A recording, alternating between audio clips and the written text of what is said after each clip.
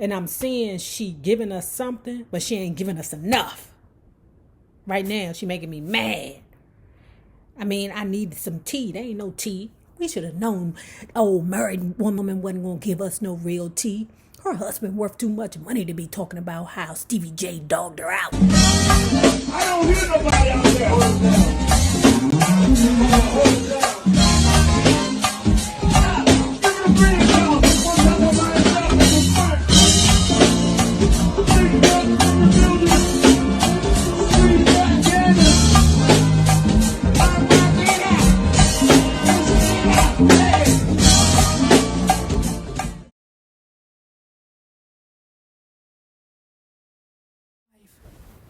Child, I had to tell my wife, baby, I'm recording. What are you doing? You over here singing and dancing and shucking and jiving down there with the Hines brothers? Shit. Well, hello there, love bugs. Hello there, Bellas. If you have not already done so, please remember to like, share, subscribe, and tip your favorite narrator at $Nerv0us on YouTube via Cash App. And if you are not already a part of this book club, please hit the Patreon link below in the description bar and or the join button here on the YouTube, because y'all, I be sharing. I did a crown recently, child, and I put that crown picture, you know, when they shave your tooth down to like a spike or something. I put that over there on the Patreon and the membership wall here on YouTube, child. I be sharing all kinds of stuff. I shared my trip with my wife for my birthday, just certain private things that I want to make you all privy to in regards to my life. Now, let's continue reading Eve's Who's That Girl? I swear to God, if Eve don't talk about that goddamn Stevie J, we gonna have a problem. And I mean it. On September 14th, 1999, my very first album, Let There Be Eve, Ruff Ryders' First Lady, was released.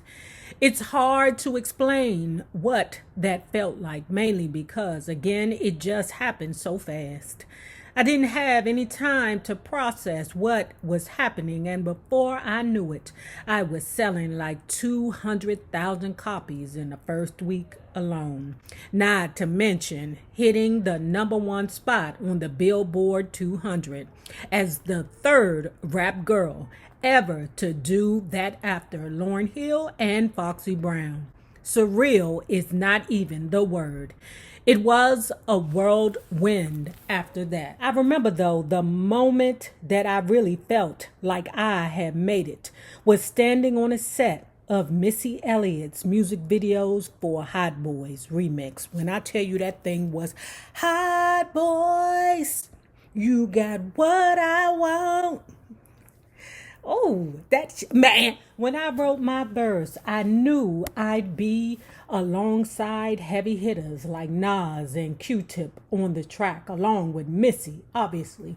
I wanted to make sure I did my thing and stood out. It's still one of my favorite verses to perform to this day. But the video is something I will never forget. That was my first time standing on a set of a Hype Williams music video. It felt like money, extravagance, you name it. This was at a time when they were really giving out huge budgets for music videos. They don't do that shit no more, honey. Where your phone at? I stood there in my fur vest in a gigantic space and looked around in shock. I can still see that set so vividly with its big metal fixtures and flashing lights. It was such a vibe, but more importantly, I saw it as this new level that I was on. Like, what? I'm a part of this? This is definitely making it. Because I was on this huge video set where Hype Williams was getting like $1 million for a video. Hold on, didn't Hype Williams do Belly? Didn't he? I could be wrong, y'all, but didn't he? Because I swear to God, the whole movie for Belly looked like a Hype Williams video. Because I was on this huge video set where Hype Williams was getting like $1 million for a video. And it was hyper. All of it. Everything was intense. I was such a newbie, but I also felt deep inside that this was where I belonged. Okay, pause in the draws. Okay? When Eve did that little verse in that video, when I tell you, I already thought Eve was standing on the top. You hear me? I already thought Eve was that girl, even though she was just releasing her first album. Like when she came in with such a boom. You hear me? Now, I don't even know why Missy Elliott was singing this song about hot boys, because she knows she ain't get a hot nothing but a hot pussy. Okay. Yo, only take him thugged out, slightly bugged out, fuck with his tongue out, know the job ain't getting done till that body's getting drug out. Hot boy, keep me right. Play your part and I'll keep it tight.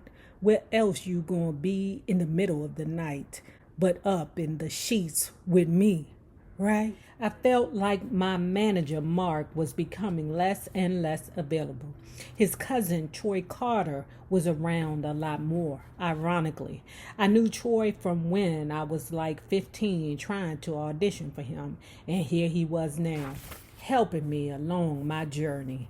Eventually, I fired Mark and hired Troy. There were no hard feelings, but things were just moving too quickly, and I needed that support. One day, Troy called me and told me that Prince wanted to do a song with me. I was like, get the F out of here. That's a lie. It wasn't. Prince was coming to New York, and I was told that when I got the call, I had to drop everything and head right into the studio. That was not a hard sacrifice to make. Like a month went by, and then Troy finally called to tell me to head to the studio. I said to myself, I'm going to meet Prince. I got to Electric Lady, and he wasn't there. I really thought Troy was pranking me. He did that sometimes until Prince walked in with his then wife, Mai Tai. Hold on, pause in the draws. That ain't no fucking prank when you and my manager and you telling me that I'm supposed to be somewhere making music with somebody and I'm about to count these dollars up, and when I get there, you jump out like, surprise, surprise. That ain't funny to me. My first thought was, how is this man so pretty? He said to me, I really like your music.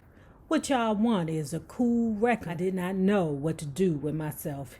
He wanted me to add a verse to his song, The Greatest Romance Ever, sold as an Adam and Eve remix. I am curled up in the fetal position on the bathroom floor of my hotel room, sobbing uncontrollably. I couldn't stop, but I also couldn't breathe.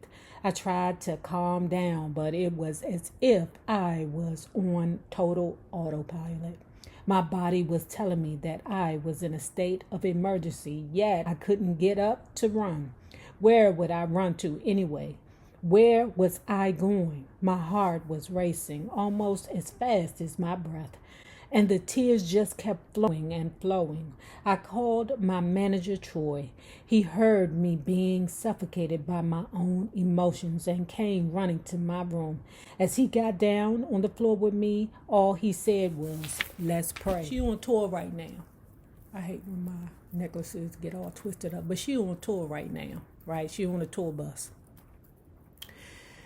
She called her manager, told her manager that it's just so chaotic and I feel like I'm getting ready to lose my mind. Can you please come on this bus and just talk to me? Troy said, no, I ain't getting on that bus with you.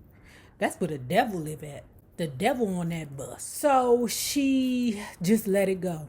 Okay, when they got to the hotel room, she had a nervous breakdown. Okay? It eventually happens. I believe they all have nervous breakdowns. I can't do it, not today. I can't go out there in front of these millions of people and sing Hot Boy. I can't do it today. I was trapped in a hurricane of my own making. Then there was all the partying. Everyone was smoking weed and drinking, and I wanted to keep up with them still. So I kept doing it too. I was always tired and I had vocal fry like I was a 75-year-old chain smoker. It became a vicious cycle of drinking, smoking weed, doing my friend's jobs because she had hired two of her friends to work for her, and to be my assistant. But come to find out that the two girlfriends started beefing with each other because Eve was paying more to one than the other. Now we got a problem. Now the bitch is in Eve's face like, why you paying her more money? Okay? The other girl like, why you worried about it? Stay in your place. Eve is just stressed out because everything is coming down on her. Troy used to refuse to come on my tour bus to have conversations with me. If he needed to talk to me, he'd make me get off the bus and come talk to him outside. I don't like the energy on that bus, he'd tell me. It felt like the devil is on there. I had experienced a nervous breakdown, and so I spent the next 6 months trying to recover from it, all while keeping my career going as best as I could. I knew that I had to make some real changes for myself. For starters, I had to wean myself off drinking and smoking weed before I entered any situation involving my music. That was trial and error for me, but I learned that it really came down to how I wanted to be as a performer. I would see all of these rap dudes just high as fuck on stage, and I'd wonder how it all worked out for them. When I was spiraling, I canceled those last few tour dates because I couldn't give the crowd my all. The audience is there to have a good time, and it's my job to provide it. The same goes for the studio. Much like the stage, it's a sacred space to me, and if I take one sip of liquor in that room, then I'd better be done recording the music. Otherwise, it goes from a recording session to a listening session. I keep up these practices to this day, but they first started during that tour, when I had to clean house both mentally and physically. A lot of ties had to be severed during that time. I fired everyone I had with me except for Troy. That's when he became my formal manager. But most of all, I had to sever ties with my old self in exchange for my new self. It had to be done. There was just one other breakup that I had to go through with, but that one took a little longer. He was older than me, and he was already seasoned in the music business, and I thought I was in love. Hollywood,